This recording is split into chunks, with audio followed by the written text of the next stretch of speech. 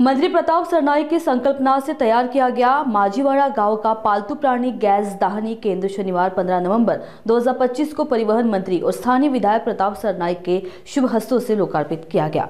यह कार्यक्रम माझीवाड़ा गांव क्षेत्र में स्थित बालकुम अग्निशमन केंद्र के पास आयोजित किया गया था। लोकार्पण समारोह में स्थानीय नागरिक, जनप्रतिनिधि, समाज सेवक और विभिन्न सामाजिक संस्थाओं के पदाधिकारी बड़ी संख्या में उपस्थित रहे। कार्यक्रम के दौरान मान्यवरों ने बताया कि थाने में पालतू पशुओं के सम्मानपूर्वक अंतिम संस्कार की सुविधा उपलब्ध हो, इसी उद्देश्य से इस गैस दाहिनी केंद्र का निर्माण किया गया है। मंत्री प्रताप सरनाईक ने यह भी स्पष्ट किया कि पर्यावरण अनुकूल तरीके से पशुओं के अंतिम संस्कार के लिए यह सुविधा अत्यंत उपयोगी और महत्वपूर्ण सिद्ध होगी। उपमुख्यमंत्री आणि शिवसेना पक्षाचे नेते आदरणीय एकनाथ शिंदे साहेब ह्या राज्याचे मुख्यमंत्री असताना मी त्यांच्याकडे एक मागणी केली होती की माझ्या मतदारसंघामध्ये म्हणजे मीरा भाईंदर आणि ठाणे येथे खूप डॉग्स लवर आहे, पाळीव प्राणी ज्यांच्याकडे आहेत ते खूप लोक मोठ्या प्रमाणात आहे। म्हणजे ठाणे महापालिकेमध्ये तर 15,000हून अधिक हे पाळीव प्राणी पाळणारे लोक आहेत आणि प्रामुख्याने हे कुत्रे किंवा मांजरी किंवा काही पांढरे उंदीर असतात, ससे असतात, हे काही पाळीव प्राणी असतात। त्यांच्या मृत्यूनंतर, कारण घरातच एक घटक म्हणून ते लोक त्यांना पाळत असतात आणि त्यांच्या मृत्यूनंतर कुठेही त्या दहन किंवा अंत्यविधीचा जागा नसल्या कारणानं काही वेळास कोणाच्या तरी ताब्यामध्ये ते देऊन टाकतात, कुठेतरी लांब माळरानामध्ये जाऊन खड्डा खोदून त्या ठिकाणी पुरत असतात किंवा काही लोक ज्यांच्या ताब्यामध्ये देतात ते खाडी किनारे वगैरे असेच टाकून मोकळे होतात। त्यामुळे फार मोठ्या प्रमाणात सर्वसामान्य लोकांनाही त्याचा त्रास व्हायचा आणि जे प्राणीमित्र आहेत त्यांना तर अगदी त्या घरातल्या कुटुंबातील घटकाप्रमाणे ते त्याचा वापर करत असल्या कारणानं मनस्ताप व्हायचा आणि अशामुळे ह्या सोनाली सहगल आहेत त्या पाळीव प्राणी जे आहेत त्यांच्यावर प्रेम करणारी ही काही डॉग्स लवर आहेत। म्हणजे त्यासाठी त्यांचे खूप प्रयत्न चालू होते। त्यांनी एकदा मला सांगितलं की अशी जागा कुठेतरी असणं गरजेचं आहे आणि त्यामुळे मी शिंदे साहेबांकडून निधी घेतला आणि प्रत्येक स्मशानभूमीच्या शेजारी काही मोकळी जागा जी आहे त्या ठिकाणी फक्त पाळीव प्राण्यांसाठी अंत्यविधी केंद्र बनवायचं ठरवलं आणि आज ते प्रत्यक्षात उतरत आहे। ठाणे महानगरपालिकेमध्ये आज हे 545 स्क्वेअर मीटरच्या जागेवर अंदाजे 50 लाख रुपये खर्च करून पर्यावरणपूरक ही विद्युत दाहिनीची व्यवस्था आम्ही केलेली आहे। त्यामुळे ठाणे महापालिका क्षेत्रातीलच नव्हे तर आसपासच्या परिसरातील नागरिकांना त्याचा फायदा होणार आहे। पाळीव प्राण्यांच्या अंत्यविधीचं केंद्र तर आम्ही केलं आहे, पण भविष्यामध्ये डॉग्स लवर फार मोठ्या प्रमाणात आहे, तसेच भटक्या कुत्र्यांची संख्या ही ठाणे महापालिका क्षेत्रात मोठ्या प्रमाणात आहे। तर मी आयुक्तांना सूचना केलेली आहे की एक डॉग शेल्टर आपल्याला घोडबंदर रोडला लांब ज्या ठिकाणी मानवी वस्ती नसेल त्या ठिकाणी आपल्याला निर्माण करायचं आणि तशी ती जागेची पाहणी करतात। आणि त्याचबरोबर मुंबईला एक पेट गार्डन सुद्धा आहे, तर त्या मुंबईच्या पेट गार्डनच्या धर्तीवर फक्त पाळीव प्राण्यांसाठी एक पेट गार्डन ह्या महापालिका हद्दीमध्ये करण्याचा आमचा मानस आणि लवकरच त्याची घोषणा आम्ही करू आणि त्यासाठी निधीची उपलब्धता झालेली आहे। फक्त जागेची पाहणी अंतिम टप्प्यात असून ती लवकरच म्हणजे महिन्याभरामध्ये सुद्धा आम्ही त्याचं भूमिपूजन करू। त्यामुळे जे पाळीव प्राण्यांवर प्रेम करणारी ठाणे महापालिका क्षेत्रातील लोक आहेत त्याचा त्यांना खूप मोठ्या प्रमाणात फायदा होणार आहे आणि डॉग शेल्टर निर्माण झालं की सोनाली सहगल सारख्या ह्या काही संस्था आहेत त्यांनी सांगितलं की आम्हाला ट्रस्टी बनवा, म्हणजे आम्ही त्यांचं संरक्षण करू, त्यांना जे हवं आहे खायला प्यायला किंवा त्यांना काही आजार झाले तर त्याच्यावर इलाज जो करायचा असतो त्याची सुद्धा जबाबदारी आम्ही घेऊ। त्यामुळे डॉग शेल्टर आमच्या दृष्टीनं फार महत्त्वाचं आहे, ते सुद्धा लवकरात लवकर आम्ही चालू करू जेणेकरून भटक्या कुत्र्यांची संख्या ही रस्त्यावरून डॉग शेल्टरमध्ये जाईल आणि सर्वसामान्य लोकांना त्याचा फायदा होईल। आता या ठिकाणी तुमच्या मतदारसंघात तर इथे आहे, मीरा भाईंदरच्या ठिकाणी देखील तुमचे प्रयत्न असतात। संपूर्ण देशामध्ये किंवा संपूर्ण महाराष्ट्रात मुंबईत अनेक लोकांच्या घरामध्ये अशा प्रकारे प्राणी असतात, मग असं एक धोरण असायला हवं का? तुम्ही मंत्री देखील आहात राज्यातले, तर असा हा नाही, ही वस्तुस्थिती आहे। आजपर्यंत फक्त सर्वसामान्य म्हणजे जी मानव जातीसाठी स्मशानभूमीची व्यवस्था पूर्ण देशामध्ये किंवा राज्यामध्ये केली जायची, परंतु पाळीव प्राण्यांच्या बाबतीत मात्र शासनाचं तसं दुर्लक्षच होतं। मी असं म्हणणार नाही, आता सत्ताधारी पक्षाचा मंत्री जरी असेल तरी ह्यापूर्वीच्या सरकारमध्ये तसं काही विचार झाला नाही किंवा तसं काही धोरण ठरवलं नाही आहे। परंतु ठीक आहे, देर आहे दुरुस्त आहे। मुख्यमंत्री म्हणून एकनाथ शिंदे साहेब कार्यरत असताना त्यांनी माझी सूचना मान्य केली आणि तशा प्रकारचं धोरण ठरवलं आणि ठाणे आणि मीरा भाईंदर शहरामध्ये ह्यासाठी आपल्याला निधी उपलब्ध करून दिला, त्यामुळे निधीची व्यवस्था झालेली आहे. प्राणी मित्र संघटनांची सुद्धा ह्या अशा योजनांच्या माध्यमातून फायदा होणार आहे. तर ठाणे शहर हे तलावाचं शहर म्हणून ओळखलं जातं, मात्र गेल्या काही दिवसापासून भटक्या कुत्र्यांचं शहर अशी ओळख झालेली आहे. 12,000हून जास्त लोकांना चावा कुत्र्याने घेतलाय. अजून निर्बीजीकरण लसीकरण होताना दिसत नाही. ही वस्तुस्थिती आहे आणि नाही म्हणता येणार नाही, कारण भटके कुत्रे आणि श्वानांच्या दंशानं अनेक लहान मुलांवर जीवघेणा हल्ला झालेला आहे. त्याचबरोबर जे ज्येष्ठ नागरिक आहेत त्यांना सुद्धा फार मोठ्या प्रमाणात त्यांच्या श्वानांपासून त्यांच्या मागे लागल्यामुळे त्यांना नुकसान झालेलं आहे. आणि तीच घटना लक्षात घेता आम्ही महापालिका आयुक्तांना नसबंदी ताबडतोब करण्याच्या सूचना तर केलेल्या आहेत, तरीसुद्धा काही ठिकाणी काही औषधांमध्ये असलेल्या दोषामुळे म्हणा किंवा इतर काही गोष्टींमुळे भटक्या कुत्र्यांची संख्या दिवसेंदिवस ठाणे महापालिका हद्दीमध्ये वाढते आहे. आणि त्यामुळे त्यावर उपाय म्हणून आपण कुठल्याही परिस्थितीमध्ये जर डॉग शेल्टर केलं तर त्यासाठी हे सगळी जी भटकी कुत्री आहेत ती डॉग शेल्टरमध्ये जर आपण नेलं तर प्राणीमित्र संघटना ह्या ज्या सोनाली सहगलसारख्या आपल्या भगिनी आहेत त्यांच्यासारख्या संस्था पुढे आल्या तर ते डॉग शेल्टरला फायदा होईल.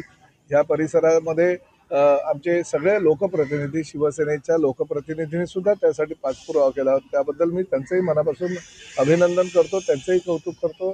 संजय भोईरांचंही कौतुक करतो की त्यांनी पाठपुरावा केला आणि ह्या डॉग शेल्टरसाठी जे काही सहकार्य लागेल ते सहकार्य त्यांनी केलं.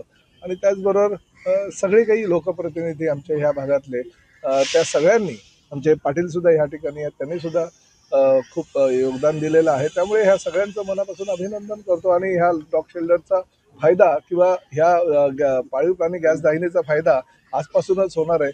मला आत्ताच काहीतरी लोकांनी फोन करून सांगितले की साहेब हे पेपरमध्ये बातम्या आल्यात आणि त्या व्हिडिओ शेअर केला, त्यामुळे काही लोक तर आतापासून काहीतरी पाळीव प्राणी त्यांचे होते ते पण घेऊन आलेले आहेत मृतावस्थेत असलेले. त्यामुळे त्याचा फायदा लोकांना निश्चितपणे होईल आणि वायू प्रदूषण पर्यावरणपूरक असल्याकारणाने वायू प्रदूषण होणार नाही.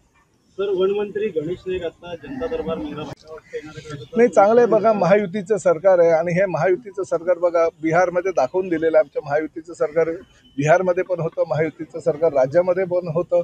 महायुतीच्या सरकारच्या माध्यमातून जी महाराष्ट्रामध्ये आम्ही 227 जागा निवडून आणल्या 288 पैकी, तशीच परिस्थिती ही बिहारमध्ये झालेली आहे. त्यामुळे महायुती सरकारमधले सगळे जर मंत्री कार्यक्षम असतील तर त्या कार्यक्षम मंत्र्यांच्या माध्यमातून सगळीकडे, भले ठाणे असू द्या, मीरा भाईंदर असू द्या, पालघर असू द्या किंवा विविध महाराष्ट्रातला कुठलाही भाग असू द्या, त्या ठिकाणी सर्वसामान्य जनतेचे प्रश्न मंत्र्यांनी सोडवायला पाहिजे. गणेश नाईक साहेबांनी जसा मीरा भाईंदरला जनता दरबार घेतलेला आहे, मी सुद्धा ते पालकमंत्री असलेल्या पालघर जिल्ह्यामध्ये घेतला होता. लोकांची समस्या सोडवणं आमच्या दृष्टीने फार महत्त्वाचं आहे. आणि प्रामुख्यानं गणेश नाईक साहेबांनी मीरा भाईंदरला जो जनता दरबार घेतला, कारण त्यांचं डिपार्टमेंट हे वन खातं आहे आणि वन खात्यामध्ये अनेक काही सार्वजनिक शौचालय, स्मशानभूमी आणि जी वन खात्याच्या जमिनीवर नगर परिषदा किंवा ग्रामपंचायतीच्या काळामध्ये उभा राहिलेल्या वास्तू आहे, आता जर त्याची रिडेव्हलपमेंट करायची आहे किंवा डागडुजी करायची तर वन खात्याची अडचण येते. त्यामुळे त्यांचा जनता दरबार मीरा भाईंदरमध्ये होणं गरजेचं होतं. पाहिलं तर लाडका भाऊ कोण हे लाडकी बहीण ठरवणार आहेत, कारण ज्या गणेश नाईक असं म्हणतायत की येणाऱ्या स्थानिक स्वराज्य निवडणुकीमध्ये संजय केळकर हे ठाणेमध्ये चमत्कार घडवणार. का नाही चमत्कार घडू शकत? संजय केळकर शेवटी शहराचे आमदार आहेत आणि महायुती सरकारमध्ये ते सुद्धा तेवढेच दावेदार आहेत किंवा अतिशय चांगल्या प्रकारचं काम त्यांनी केलं म्हणून ते परत तिसऱ्यांदा निवडूनही आलेले आहेत. परत एकदा महापालिकेमध्ये भारतीय जनता पक्षाचं, कारण शेवटी महायुतीचं सरकार आहे, महायुतीची सत्ता ठाण्यामध्ये सुद्धा आहे, महायुतीची जर महायुती भविष्यामध्ये होणार आहे, त्यामुळे कदाचित आमच्या जागा जशा आता 87 आहे त्या 90पर्यंत 95पर्यंत जाऊ शकतात, तर त्यांच्या काही ज्या 20-22 जागा आहेत त्या सुद्धा 20-22-25पर्यंत जाऊ शकतात. त्यामुळे चमत्कार हा अपेक्षित आहे, त्यांनी तो चमत्कार घडवावा अशा त्यांना आमच्या शुभेच्छा आहेत. कारण त्यांचं संख्याबळ वाढलं की महायुतीचं संख्याबळ वाढतं ना. सर, अजून एक राजकीय प्रश्न आहे. शरद पवारांनी असं जाहीर केलं की स्थानिक लेवलला तुम्ही निर्णय घ्या, कोणाशी स्थानिक लेवलला युती करत नाही. त्यामुळे तुमच्याकडे जर समजा असं प्रश्न आला तर कोणते आमची महायुती आहे. बघा, अजितदादांचा राष्ट्रवादी काँग्रेस पक्ष, आदरणीय देवेंद्र फडणवीस यांचं नेतृत्व करत असलेले भारतीय जनता पक्ष आणि एकनाथ शिंदे साहेबांच्या नेतृत्वाखालील शिवसेना, हे तिन्ही महायुती आहे. आणि RPI, आठवले गट आणि त्याचबरोबर आंबेडकर गट हा आमच्याबरोबर असल्या कारणानं आम्ही इतर दुसऱ्यांबरोबर कोणाबरोबर युती करायचा प्रश्न घेतो. तर काही ठिकाणी राष्ट्रवादी म्हणजे दोन्ही राष्ट्रवादी जे आहेत त्या एकत्रित आलेल्या पाहायला मिळतात. त्यामुळे येत्या स्थानिक स्वराज्य संस्थेच्या निवडणुकीमध्ये भाजप असेल किंवा इतर पक्ष असतील हे महाविकास आघाडीतल्या कोणत्याही पक्षासोबत युती करण्याच्या नाही, मला वाटतं तशी परिस्थिती तर आमची आलेली नाही. उलट ते आमच्याकडे पाठपुरावा करतात, युती करा, परंतु आमची युती अभेद्य आहे, महायुती भक्कम आहे. एवढ्या मोठ्या प्रमाणात जनाधार आम्हाला मिळालेला आहे, विधानसभेलाही मिळाला, आणि तशीच परिस्थिती ही येणाऱ्या नगर परिषदा, जिल्हा परिषदा, पंचायत समित्या आणि महापालिकेला पण मिळणार. त्यामुळे आम्हाला काही कोणाची गरज नाही. परंतु काही लोक हे मात्र नक्की आहे ते आमच्या पाठीमागे लागलेले आहे की आम्हालाही तुमच्यात घ्या, पण आता वेळ निघून गेलेली आहे. तर ठाणे महानगरमध्ये पाहिलं तर जे लाडका भाऊ कोण हे लाडक्या बहिणी ठरवणार आहेत. कारण 17च्या निवडणुकीनंतर पाहिलं तर जे मतदार वाढलेले आहेत त्यामध्ये लाडक्या बहिणीची संख्या मोठ्या प्रमाणात दिसून येते. म्हणून लाडक्या बहिणी लाडका भाऊ ठरवणार आहेत. त्यामुळे काय वाटतं लाडक्या बहिणी हरकत नाही. बघा, तुम्ही जर बघितलं तर पूर्ण महापालिका ज्या ठिकाणी महापालिका आहे किंवा जिल्हा परिषद आहे, पंचायत समिती आहे किंवा नगर परिषद आहे, महिलांची संख्या लक्षणीय आहे. म्हणजे आमच्या लाडक्या बहिणींची संख्या लोकप्रतिनिधी म्हणून सुद्धा लक्षणीय आहे. त्यामुळे एखाद्या ठिकाणी जर नगराध्यक्षपदाचा उमेदवार जर हा पुरुष असेल आणि नगरसेविका जर जास्त त्या ठिकाणी असेल म्हणजे आमच्या लाडक्या बहिणी, तर निश्चितपणे नगराध्यक्ष आपल्या भावाला निवडून देण्याचे अधिकार त्यांना सगळ्यात जास्त आहे. त्यामुळे आम्ही सुद्धा लाडक्या बहिणीची जास्त सेवा आजकाल करतो. अंबादास दानवेचं म्हणणं आहे की 5 प्रकरणामध्ये अजित पवार सत्तेतून बाहेर पडणार होते, परंतु महायुतीच्या नेत्यांनी त्यांना समजून घेण्याचा प्रयत्न केला. नाही बघा, अंबादास दानवे रोज आता काय झालंय, संजय राऊत आता शांत आहेत. कारण आम्ही सदिच्छा सगळ्यांनी, शिंदे साहेबांनी आणि आम्ही सगळ्यांनी त्यांना दिली आहे की लवकरात लवकर त्यांनी बरे व्हावे. आज त्यांचा वाढदिवस आहे. वाढदिवसाच्या मी खूप खूप शुभेच्छा देतो. म्हणजे त्यांनी ह्या आपल्या जीवनाची किमान 100 वर्ष तरी अतिशय चांगल्या प्रकारे तंदुरुस्तपणे जगावे ही सुद्धा आपण आई जगदंबेला मी प्रार्थना करतो. पण त्याचबरोबर त्यांची जागा घेण्याचा एक केविलवाना प्रयत्न अंबादास दानवे करतायत. परंतु संजय राऊत आहे, त्यांची जागा कोणी घेऊ शकत नाही. दिल्लीनंतर आता श्रीनगरला देखील बॉम्ब ब्लास्ट झालेला आहे. याच्यामध्ये पाकिस्तान अँटी टेररिझमचे खाते त्यांनी याची खबरदारी घेतलेली आहे की आमच्या माध्यमातून हे श्रीनगरला धमाका याच्यामध्ये लाखोचा मृत्यूंचं पाहिलं आहे. तर 30हून अधिक लोक जे आहेत ते जखमी आहेत. नाही, बरोबर आहे की ही अतिशय भयानक आणि अशा प्रकारे दिल्लीला घडलेला बॉम्बस्फोट किंवा श्रीनगरला घडलेला बॉम्बस्फोट आपल्या दृष्टीनं अतिशय हानिकारक आहे. आणि पंतप्रधान आदरणीय नरेंद्र मोदी आणि गृहमंत्री म्हणून अमित भाई शहा या प्रकरणावर लक्ष ठेवून आहेत आणि अतिशय चांगल्या प्रकारे जे आरोपी आहेत किंवा जे गुन्हेगार आहेत त्यांना कुठल्याही परिस्थितीमध्ये ते सोडणार नाही आहे. प्रत्येकाला त्यांची शिक्षा ही मिळणारच आणि केंद्र सरकार त्या कामी योग्य ते कारवाई करते, ते सक्षम आहे. सर, रोहित पवार असं म्हणतायत की सत्ता स्थापनेसाठी गुवाहाटी वाया सुरत असा प्रवास झालेला आहे. तर तिकडे बिहारमध्ये हरियाणा टू बिहार बघा, आता पराभूत झाले हे मान्य करा. आमच्या लाडक्या बहिणींना आम्हाला कौल दिला हे मान्य करा. महायुतीच्या सरकारनं अतिशय चांगल्या प्रकारचं काम प्रत्येक महाराष्ट्र असू द्या किंवा बिहारमध्ये केलं हे मान्य करा. किती दिवस असे आरोप प्रत्यारोप करत राहणार? आरोप केल्यानंतर जी राहुल गांधींची परिस्थिती बिहारमध्ये झाली तीच परिस्थिती रोहित पवारांची महाराष्ट्रामध्ये होणार आहे.